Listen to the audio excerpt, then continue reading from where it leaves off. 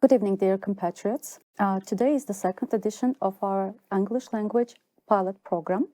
And today our guest in the studio is Mr. Garagin Chugazyan, a council member of the National Democratic Alliance, known as BEVER in Armenia. Welcome, Mr. Chugazyan. Thanks. Mr. Chugazyan, BEVER has announced that council member Czirer Seferian will be going to the United States for a few days. Would you please briefly explain the purpose of his trip and what is the importance of his visit at this turbulent period of our country, for our country?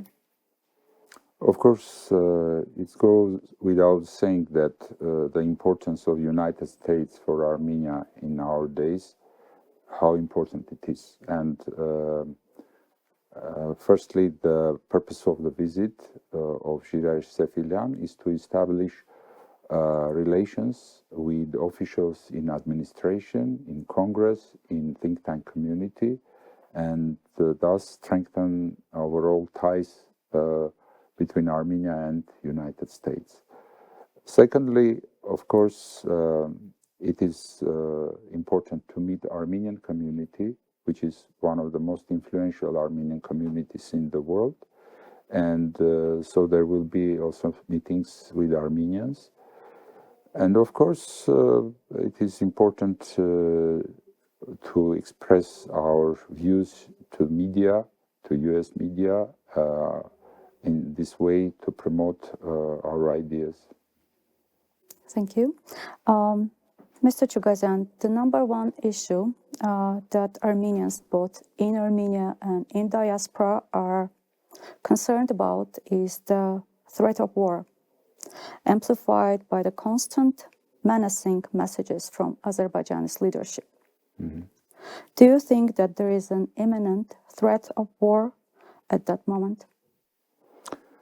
Of course, the escalation is growing in our region and in the world in general. And though I have no special intelligence reports to say when and what will happen, but of course, the probability of war in our region is growing. And we have seen recently not only escalation between Armenia and Azerbaijan, but also between Azerbaijan and Iran, and this is also causing the tensions are growing overall. Of course, if we compare with the situation of 2020, then we could say that we are in a completely different world already. In 2020, we were alone in the region, and we saw the results. In this case, Iran has announced that Sunni region is a red line for Iran, and we see that the troops are moving towards Azerbaijan border recently. The jets are flying above the borders of Iran-Azerbaijan borders. And of course, the war of words is happening between Azerbaijan and Iran. So these are all signs of growing escalation in the region. But whether there will be war and when will that happen, it's very difficult to predict.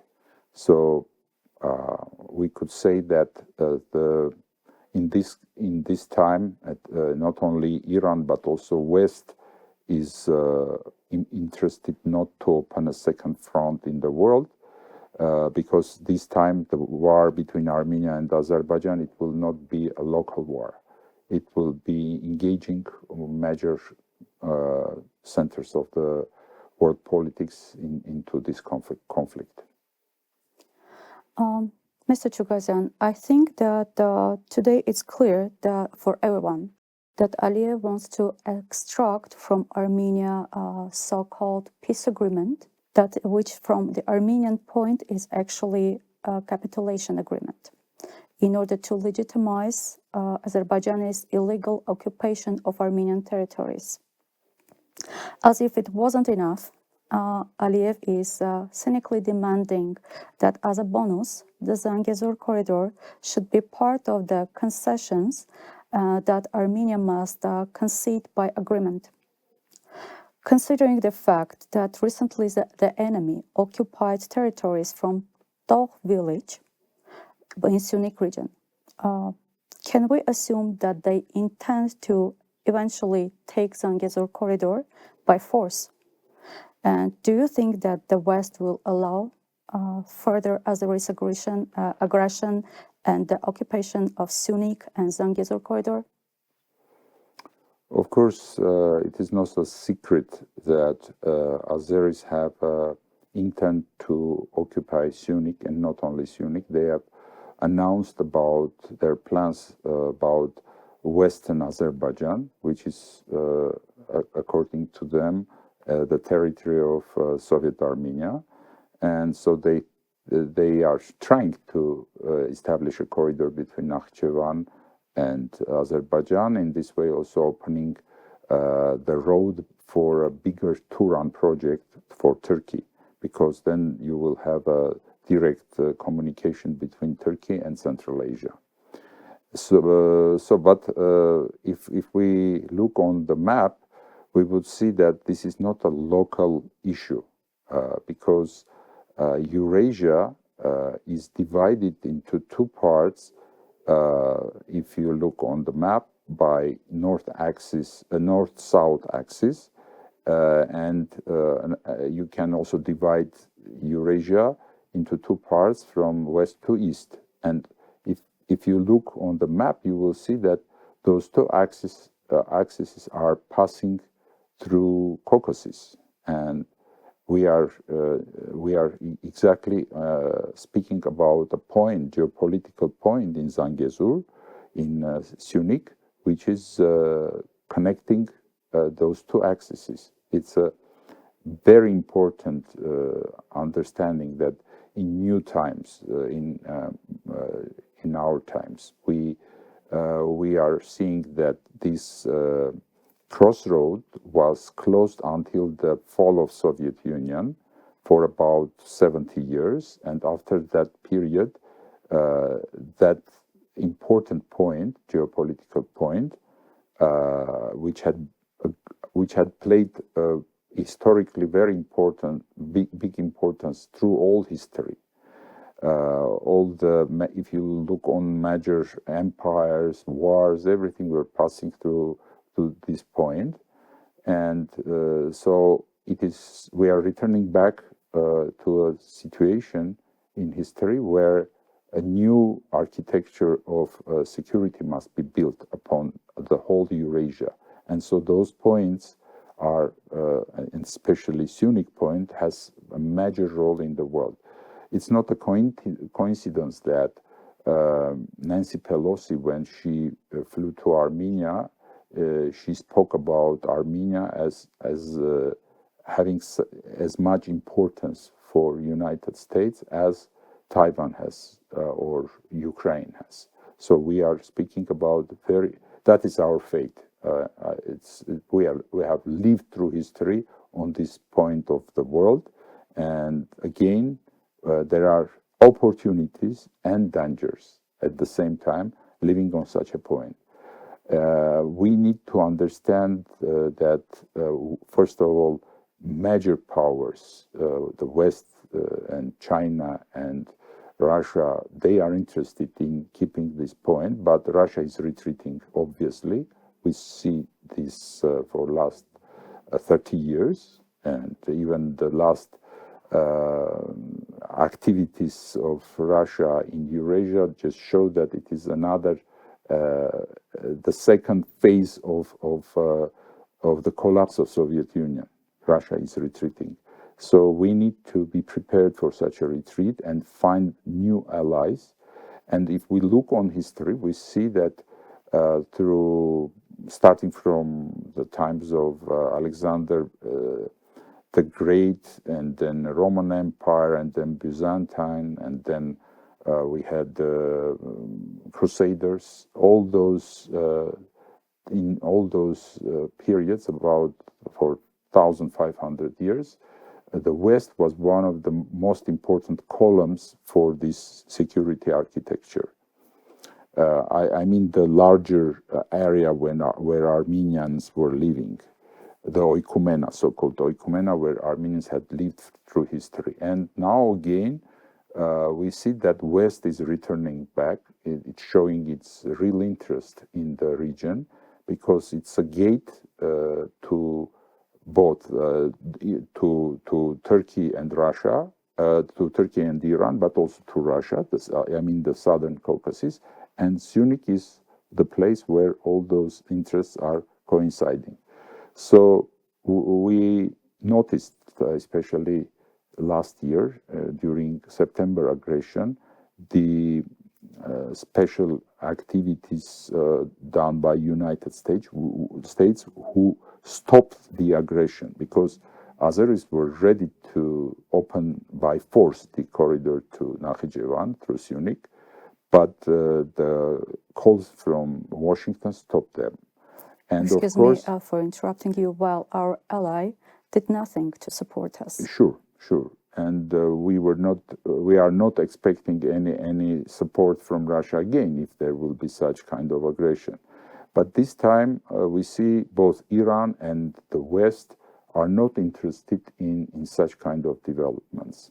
That doesn't mean that Armenians have to just wait until some savior will come and save us. This is, of course, a necessary condition that the world internationally is much more pro-Armenian now, but we ourselves have to defend our homeland. Thank you for extended answer. And continuing the idea, which is coming to the next question, I want to ask for the second time, Armenia participated in Democracy Summit organized by the US President Biden, to which Turkey, Azerbaijan, and Russia didn't participate and therefore and weren't invited. Does the inclusion of Armenia in this summit and the exclusion of 3 of our enemies mean that the United States is once again giving greater importance to Armenia? And yet it begs the question what we are going to use this opportunity for our benefit. If we speak about the context of this forum, we have to mention also different other groupings of countries that are happening today, and this is connected with the change of world order that we are witnessing. I mean, for example, the Rammstein group, which is a much more tight group, which have the collected countries who are opposing aggression directly against Ukraine by Russia. This is one of the forms. We are witnessing other forms of countries like AUKUS or Indo-Japanese Korean formation. So these are different groupings of countries. The larger grouping, which United States have proposed, is exactly this democratic forum. And we are lucky that Armenia is considered to be part of this forum. But we need to understand that among that group, things are very not stable, let's say, and it could change. And the latest behavior of Armenia in that forum, when Armenia refused to sign the clause about Ukraine, was a big mistake from Armenian side, because Pashinyan is putting Armenia in such a danger that we will again find ourselves alone, because we already have noticed that we do not have any guarantee from Russia that they will fulfill their allies' obligations. But from the other side, if we lose the support of the West, then we could find ourselves in a very bad situation. Let's see what happened. Mr. Chugazian, as a final question, can you state as specifically as possible and in chronological order what should the Armenian people do in the present situation, both in Armenia and in diaspora? It is difficult to answer. This is the most difficult question if you compare with other questions, because speaking in general, I think we need to prepare ourselves to become a nation which will be as we are calling Azgbanak. Azgbanak means a nation army, like some other countries in the world, like Switzerland, like Israel. In some periods of time, Finland, and now also Finland is exactly showing such a behavior of a nation which could mobilize all their efforts during a period of escalation.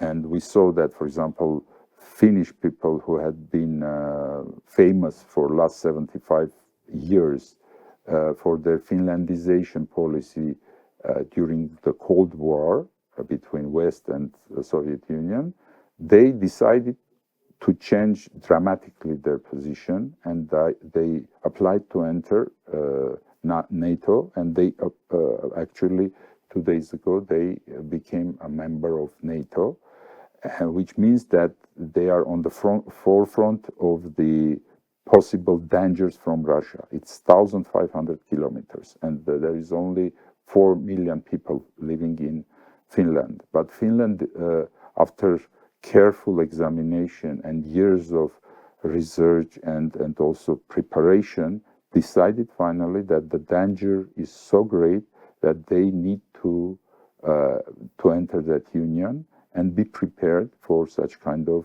aggression from Russia. Can you imagine 4 million people with the 1,500 kilometers of Russian border, and the nuclear state with an unstable president who is under criminal investigation? So this is the world. Such a prosperous country has understood that they have to defend themselves, and the whole nation is the reservists and everybody are ready for such kind of defense. We as a nation have to understand that we are not living in a peaceful time, and we have to be preparing ourselves to defend our country, but doesn't mean that we want a war. It is just, if we want to postpone any war, we need to show that we have teeth. And so first thing to be done is psychological preparation. Our nation is not prepared psychologically for such kind of tension. But look on other countries, for example, Israel. They were born in a much more difficult situation, and they were ready to defend themselves. And in the last 70 years, they grew with their power, and they showed that they have possibility to defend their country. Now, are we ready to do similar task for our future? Without that, living in this part of the world, it is not safe, of course. But psychologically, if we see that there are nations who can live along such a tension, that means it is possible, and we have shown through history that we have always lived in our homeland. We have lost our parts of our homeland, historical homeland, but we have never lost the country as Jews had lost, for example. So that means that there had been always some sort of, some portion of the nation which has kept this country in the hands of Armenians. So I'm sure the current generation of Armenians will have that understanding to keep our homeland for our future generations. Thank you, Mr. Chugazian, for accepting our invitation and for interesting conversation. Thank you.